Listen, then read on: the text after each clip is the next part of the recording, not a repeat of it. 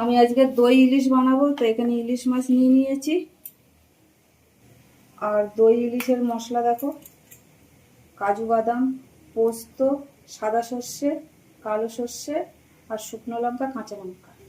আর দই ইলিশ বানালে তো দই লাগবেই, তো এখানে দই নিয়ে নিয়েছি 200 গ্রাম।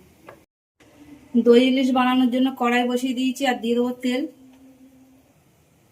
আর আমি এখানে একটা বাটি নিয়েছি দই আর সর্ষে, পোস্ত, কাঁচা লঙ্কা, কাজু বাদাম বাটাটা একসাথে সব মিশিয়ে নেব। তো আগে দিয়ে দেবো দই, এবার পেস্ট করা মশলাটা দিয়ে দেবো।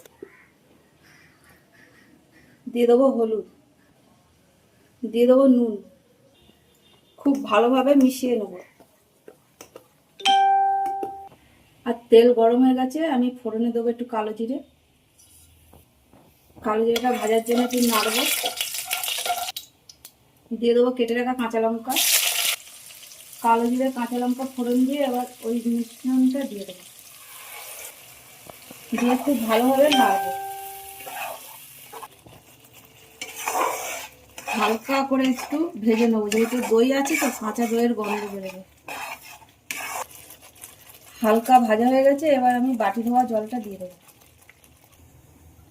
ঝোলটা ফোটার জন্য ঢাকা দিয়ে দেবো। ঝোল ফুটে গেছে, এবার মাছগুলো আমি ঝোলের মধ্যে দিয়ে দেবো। মাছগুলো দিয়ে দিয়েছি, এবার ফোটার জন্য আবার ঢাকা দেবো।